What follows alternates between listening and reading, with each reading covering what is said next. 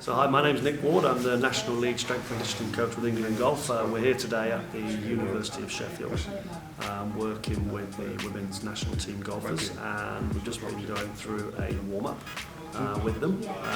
It's a warm-up which focuses much more on mobilising joints than it does necessarily just to stretching muscles. The idea being that you get a joint with everything that's connected to it moving well, everything else around it will then kind of fall into line and sort of take the right sort of shapes. The one that we did this morning was more focused on getting them ready for a gym session. There are versions of those that we will do more geared up towards the range and stuff that you can do while preparing for golf. But the principles of the movement are the same. Yes, it's about good ankle mobility, good hip mobility and good spinal mobility as well in the right areas. We expect every athlete, person to have good range of motion in those areas, but because this is golf, we overemphasize a little bit areas that we know are particularly troublesome to golfers and obviously are more golf movement related. So you'll see maybe a bit more rotational work in this than we might for athletes or people who play other sports. So for example, if I go to the 4-point kneeling exercise, which is a movement for working the thoracic spine, in this position here, the hand behind the head, what a lot of people will do is just move the shoulder and think that's creating rotation. But here again, with the hand behind the head, the shoulder's now horizontal with the chest. We're trying to actually open up the spine as opposed to lifting the chest away and moving. And as we know, sometimes in golf you get that pattern where you're going to move off centre and lift and elevate as well. So we're trying to keep that position the same. We also work through onto the hip flexors.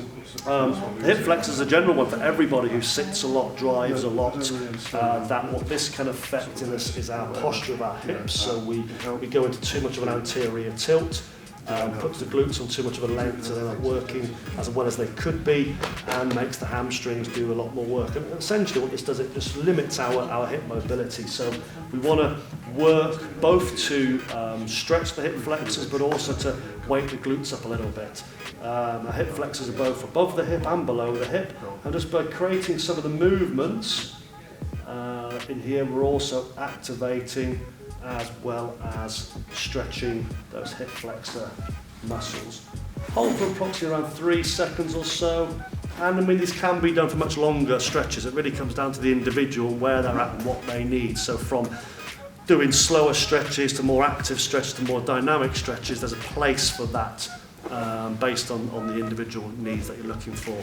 Get into more rotational stuff, where we're going to work a little bit more on the hip mobility side of things in here as well, and where we can also bring in some thoracic and back rotation work.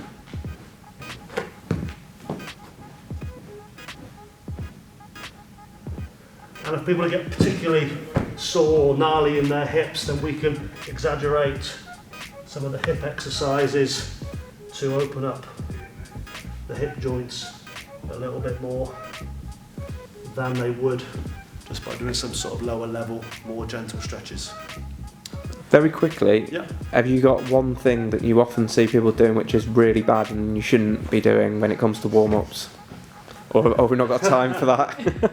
Oh God, there's a long list. Or just a quick one that maybe you often see people do before golf or at the range and you just think it's not really helping you? Yeah, I'd probably say this one. Oh no, that's the one I do. Yeah. Probably not.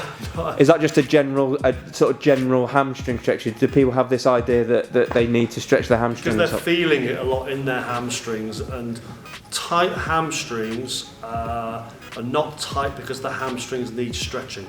Hamstrings become tight because other muscles around it are not doing their job properly. Remember, first point of pain, last part of the problem. You need to find the issues, why the hamstrings are tight.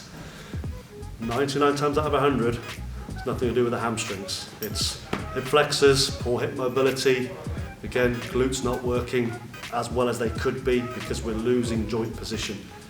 We're just asking muscles to do jobs they're not really designed to do.